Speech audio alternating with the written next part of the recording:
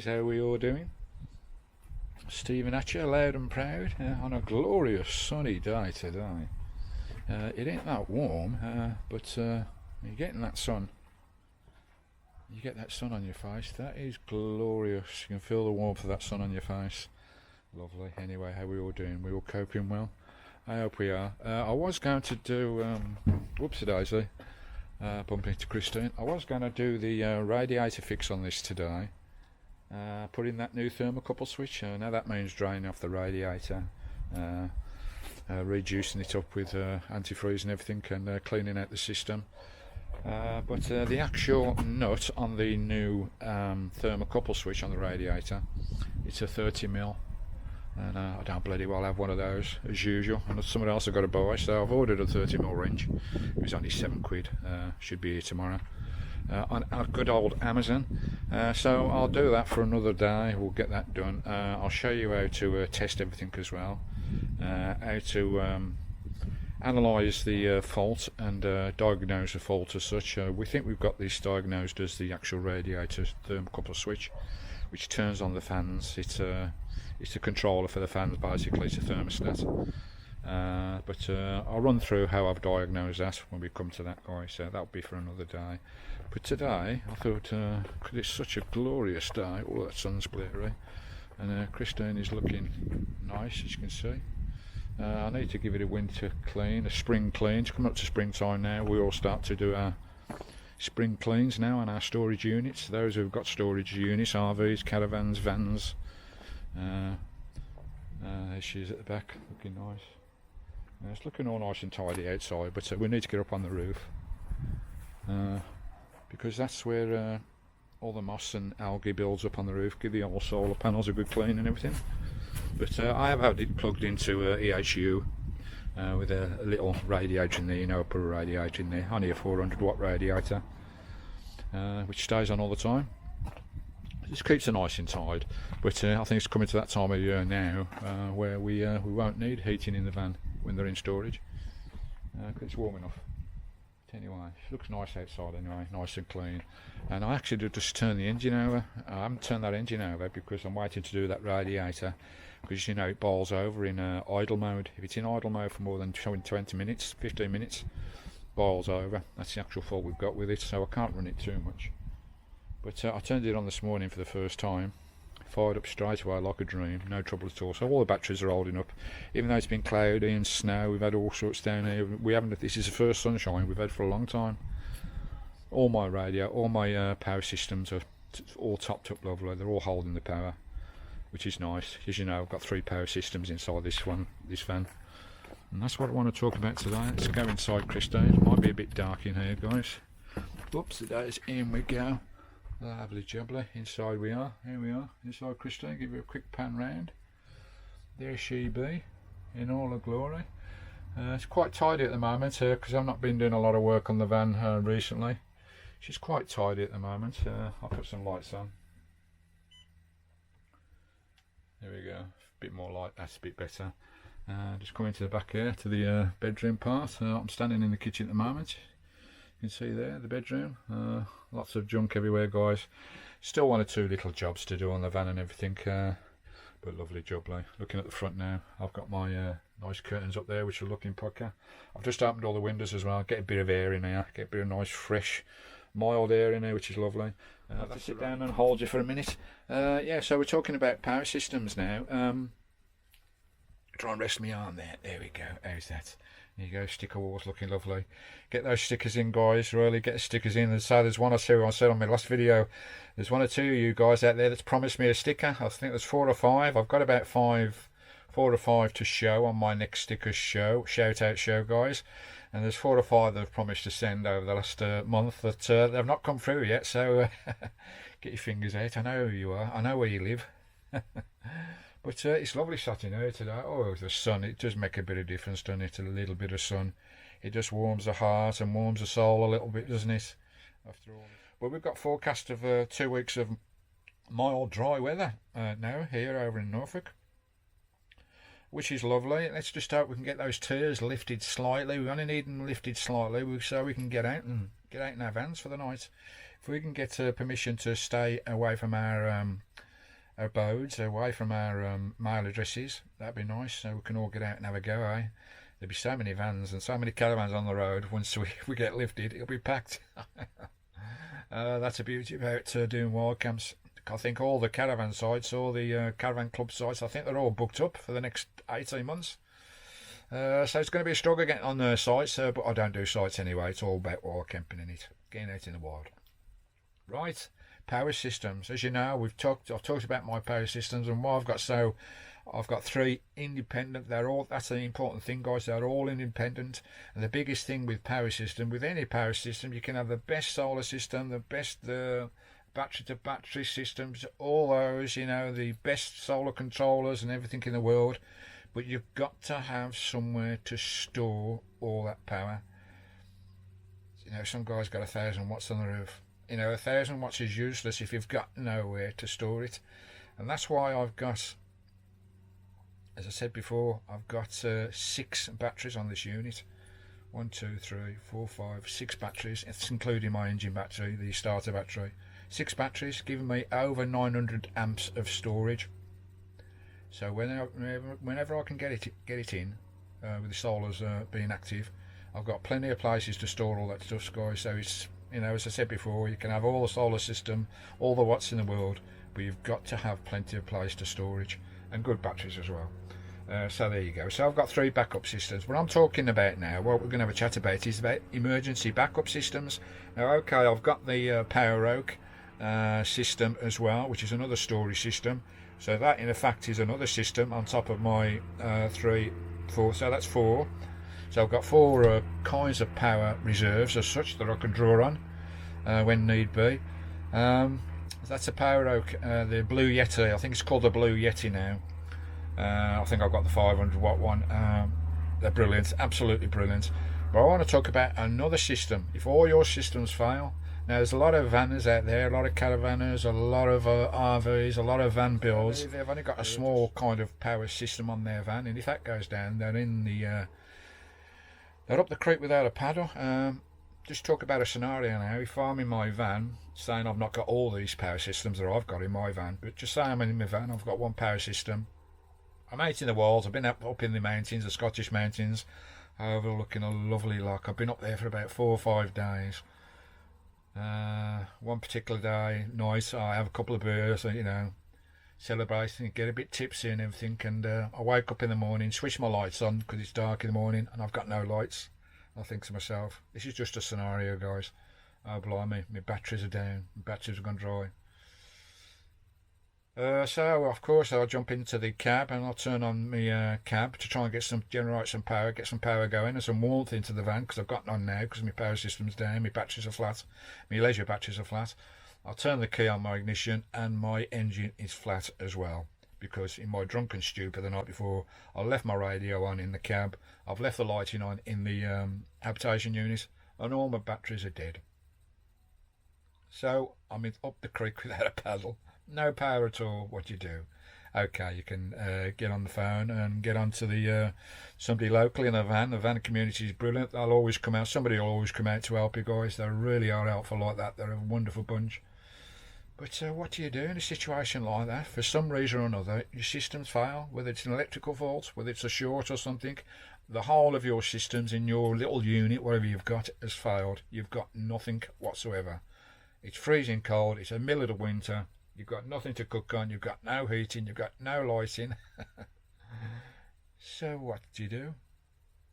Other than calling other people or friends or family or whatever, you can do, and I've got another emergency backup. Now this will be my 5th system, backup system regarding energy and power. And it's a diesel generator. Now I don't see a lot of Vanlife. Now I know quite a few out there, but I don't see a lot with diesel generators. Now some of them can be expensive.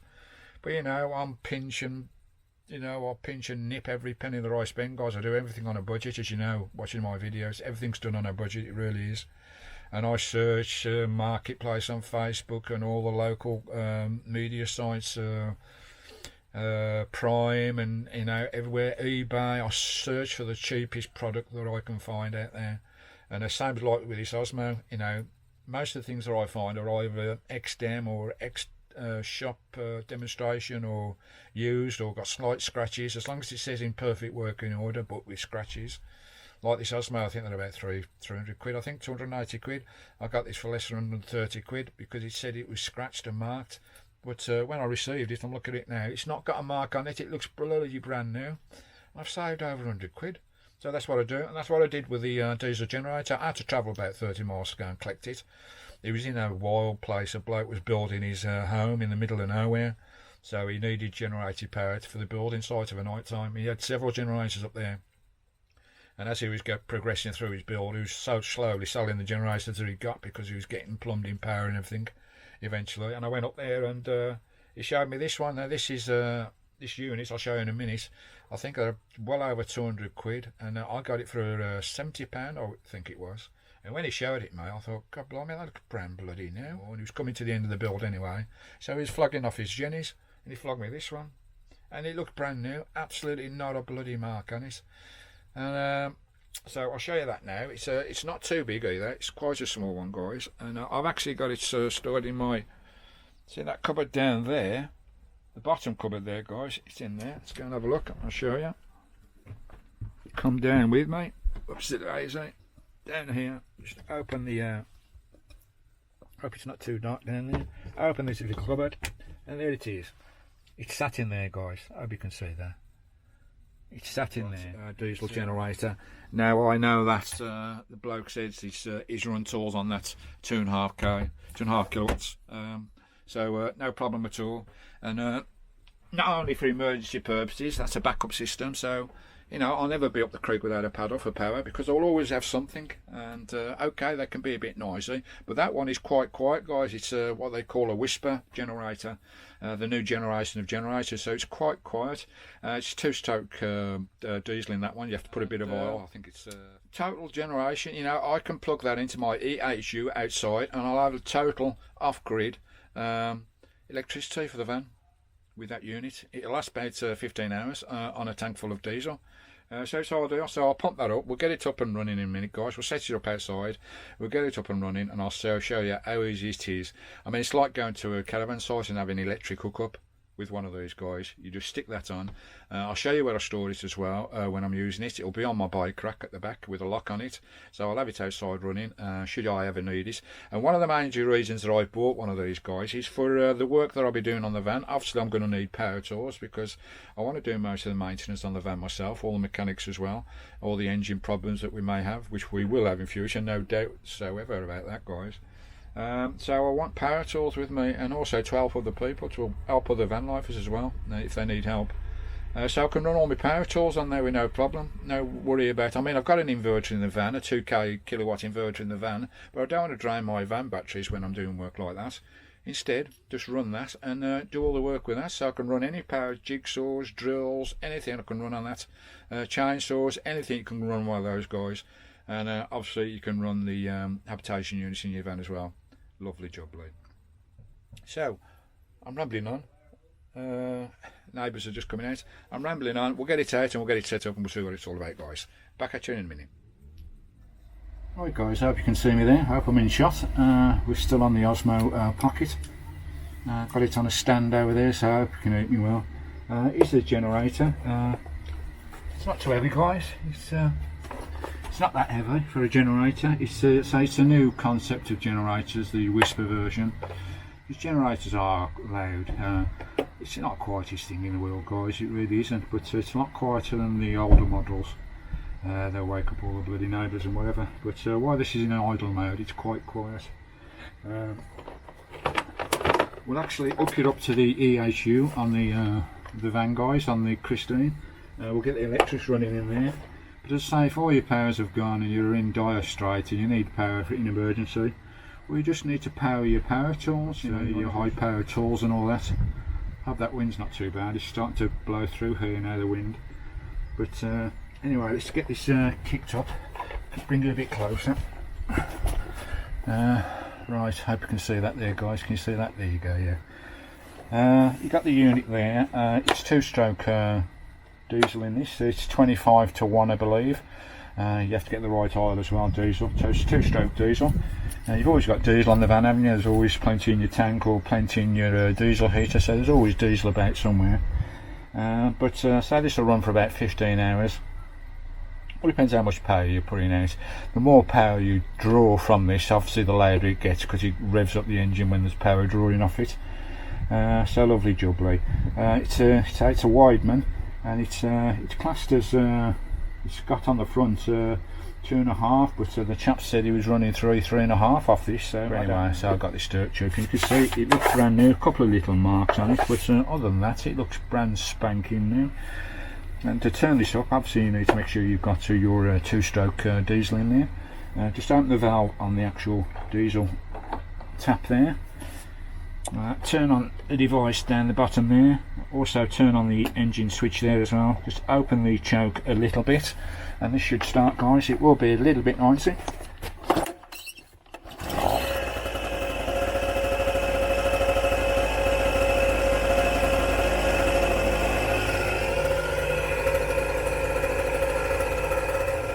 It will quiet down a little bit, but it's a little bit of a noise coming from it. But if you're out in the wilds, doesn't matter, does it?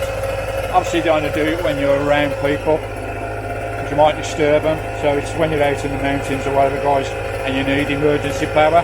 Right, I'll hook this up to the EHU on the van, and we'll go inside.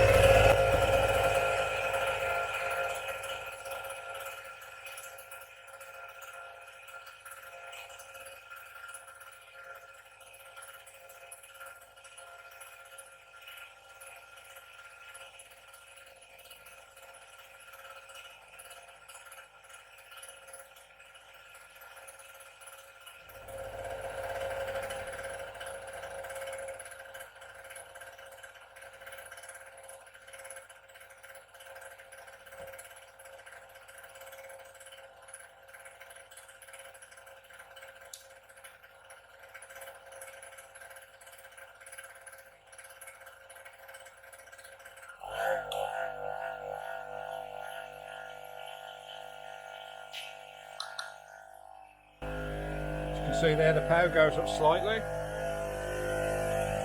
because it's drawing power now to the van, but we'll go inside the van now. I mean, you've got to imagine you're out in the wilds doing this, guys, so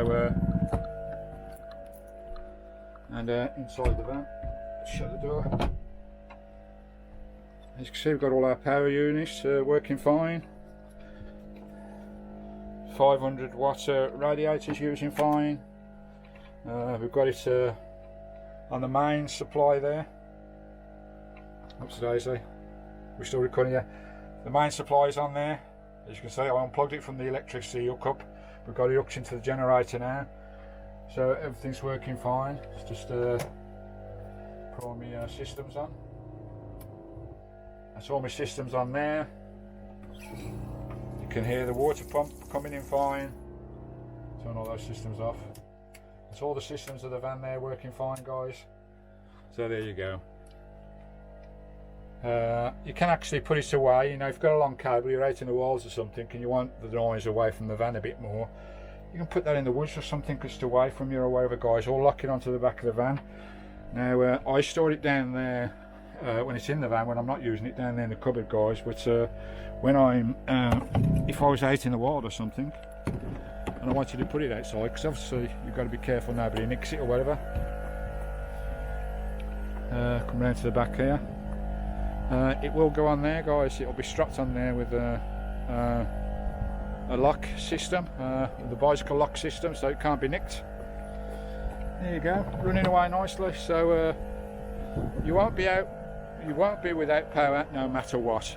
You can use it to charge your engine, you can use it to start your engine, you can use it to charge your engine battery, you can use it to charge all your solar system. Use it just about for anything, guys. So we'll go back and we'll turn this off. But it's a lot quieter than a lot of the models, guys. Just take that system out. There you go, quietens down once you take the system out. And to turn this off, you just press the off switch there, guys. It'll switch off. Make sure the choke's out there as well. Make sure the electrics are cut off on it, and make sure your fuel line is cut. And there you go, that's it, nice and simple. There you go guys, nice simple unit, ideal if you're up the creek without a paddle as such. There you go, and that's another battery system guys, another backup system, another power system for the van. So I've got all bases covered now, which is lovely jubbly, all bases covered. So now I have got 1, 2, 3, I've got 3 solar systems. I've got the front generator system off the alternator, I've got the Power Oak Blue Yeti system, and I've also got the diesel generator system as well. Loads of power. It's all about power guys, it really is. It's all about storing that power, especially when I'm out in the wilds for weeks on end without seeing a soul as such. Because one of my first planned tours is going to be, I'd like to get on the Isle of Skye for about 3 months guys. That's one of my first planned tours, which is lovely jubbly.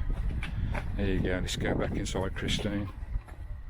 There you go guys, I hope that shoots full of box as well. You can get a box that you can shroud these in as well, as long as it's ventilated. Again, that'll cut down the noise. Okay, they're a bit noisy, I know, but you're not going to use them that often. It's only for emergencies or only when you're using your tools for work on the van. As I say, I can always have that power system as well available for other people that need work on their van. I can help them out, go and help them out with some power, and they can run whatever tools they like then. Anyway guys, I'm going to knock that on the head. Thanks for popping in, I hope you enjoyed that, I hope it was useful. Any information, guys, this is the way I do it. I'm not telling you how to do things at all. I'm not a tutorial channel, I'm not a review channel. I don't review products left, right and centre if I've got any expertise at all, but I've done all this myself, and it's my way. You know, it's if you want to have a go, then by all means have a go. If you got any comments at all, you know, if you think I should be doing something different, then by all means put them down. I love comments guys, I absolutely adore comments, as long as I don't even mind bad comments, as long as they're constructive, not just a thumbs down. Put a comment down below if there's something you don't like, and I will change it, I really will. We're here to improve. Alright, I'm going to knock that on the head there. Got one of my balls there from one of my prize shows, so I'll have to make sure that goes back in the next prize show. We've got the next giveaway soon, so keep an eye out for that. We'll also have a shout out for van stickers, so get those in as well. Do all the usual good stuff. Give me a comment guys, we love comments. I absolutely adore reading the comments and answering to every single one. Get the thumbs up, get the share going as well, press that share button. Let's get these videos out there, let's try and grow this channel a little bit more. And lovely jubbly, don't forget all my merchandise shops and the patronage and all that, all the business end of the channel guys, it's all down below. If you want any of those links, lovely jubbly, don't forget to make a comment, and we'll see you next time. Oh, by the way, Simon, how you doing Simon? Give Simon a bit of love guys, he's just lost his mummy. Give him a bit of love, Simon from Smithy's Kentucky. All the best to you mate, hope you're coping, hope we'll see you on video soon. All the best to you and your family. Till next time guys, you be good. From Country Vanlife TV, stay safe, and we'll see you on the next upload, which will be very soon. Get that bloody radiator sorted. Ta-ra guys, till next time.